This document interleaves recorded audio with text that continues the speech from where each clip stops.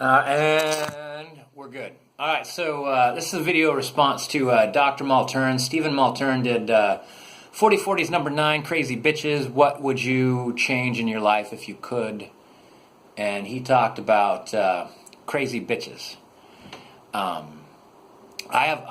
would change something different, but like I wanted to say something like Dr. Malturin. You said like I'll probably get a lot of hate from this, but you said something like I find that women need management. You know, like women need you to provide a structure, or support, or a limiting system, or guidance, or whatever it is. And I don't think you're going to get hate for that unless it's like I'm doing a knee-jerk response to a guy saying something about women. You know, like that doesn't sound positive, so fuck you.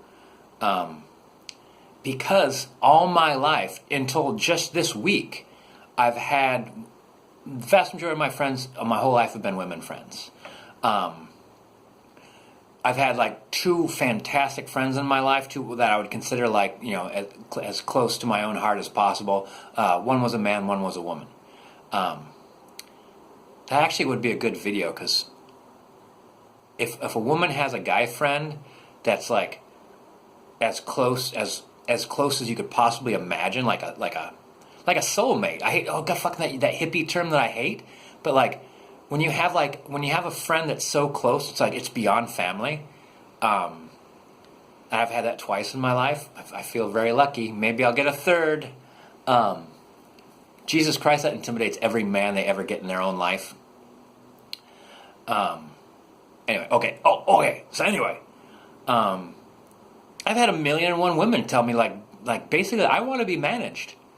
Like they've said something like that. Just this week, this one woman I think of as powerful, strong, and driven talked about being managed.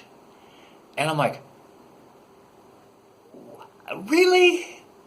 The whole idea of like if someone said like, yeah, don't like Earl, it's going to be great. We're going to be in a great relationship. I've got a lot to offer you, including, you know, management.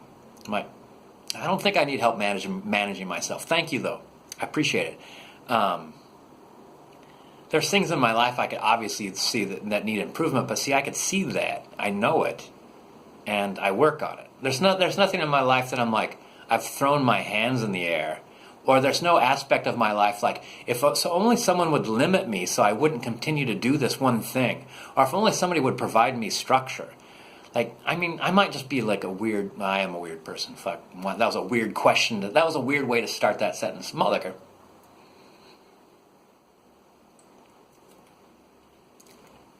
But like I'm kind of like one of those people that fucking probably could use a huge amount of help, but I don't want it or need it. You know, like I need it. You might say. Obviously he needs it, but no, I'm gonna be fine. I'm gonna be fine without it. If you need it, that means that you can't succeed. I always thought that the measurement of intelligence.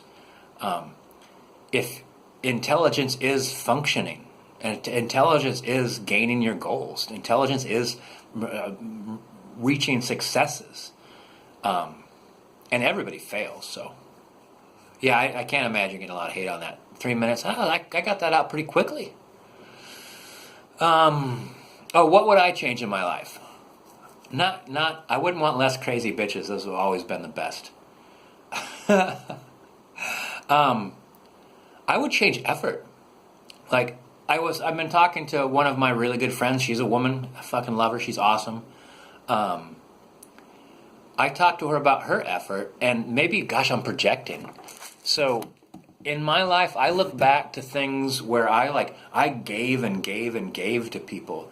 And I remember at one point in time, like I was exhausted by this person's demands upon my life. And at one point in time, when I'd taken care of some things for them, I said, I'm really glad that's over, because I need some rest after that. I need that was a lot of extra work on and demands upon my life. And they went, really?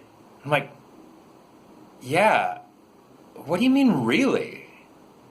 Like, how could you not see that? Like, what do you mean, really? And they're like, I thought you liked that kind of thing. I'm like, okay, no one likes being run ragged for another person. You know what I mean? You'll do it if you have to. You do it if they need it and you really care about them. You don't run yourself ragged because you like being run ragged. No one likes being run ragged. That's just a fucking truism. Take that to the bank. You could tattoo that shit on yourself. Mother.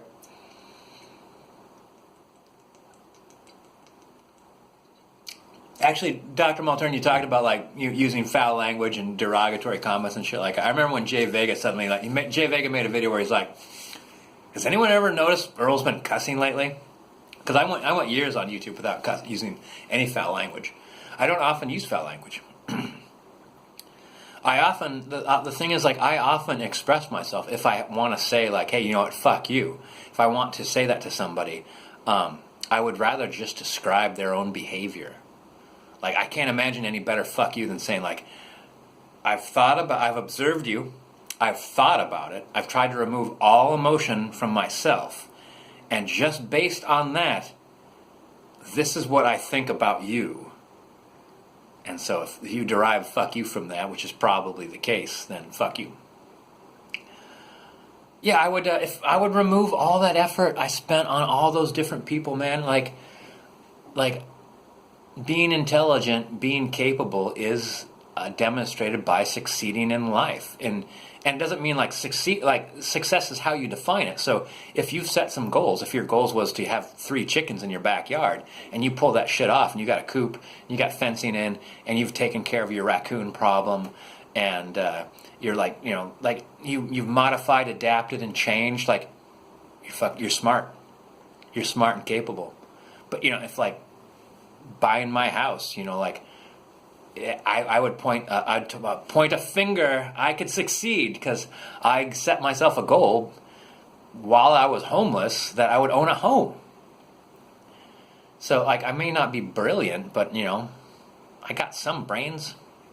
So, I think I wasted some of that on other people. I wasted my goal accomplishing powers upon people that just really, like, they appreciated having a part of their life be a little easier because I took the strain, the worry, and put in the effort to make sure they got their goals. And I probably did them a goddamn disservice, really. I did myself a disservice, and I did them. I remember one particular person, when I stopped helping them, got really petulant, and they're like, well, my life is more complex than yours. And I'm like, well, that's your problem. You know, that's your choice. And that's your problem. And anybody that has a life that's so complex that then can't handle it themselves isn't smart enough for that life. You're not smart enough to pull your own life off. Which is when you watch someone's life collapse, a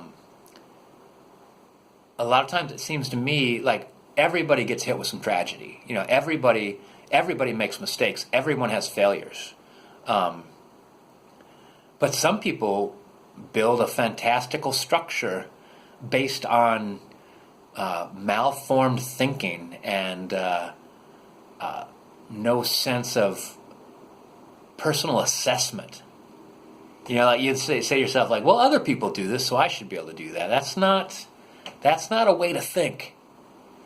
You think to yourself, what have I done in the past? Have I done anything similar? Can I raise that up one more notch?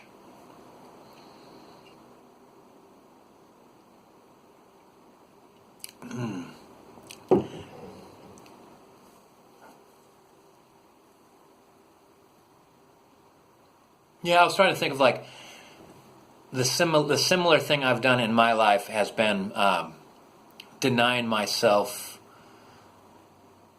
everything and anything just because I had to live basically. Like I didn't have extra for anything. Also, and if you had any extra, which has always been like a kind of a truism.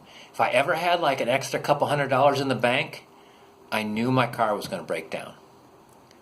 You know, like that's always been the case. And when you suddenly get like $1,000 in the bank, you know your car's going to get stolen. You know, like, and so like so you're constantly squeezing every little cent you can out of everything until suddenly like you get enough safety net that you're like, I no longer have crises. I no longer have a crisis. I have just some problems that need some solutions.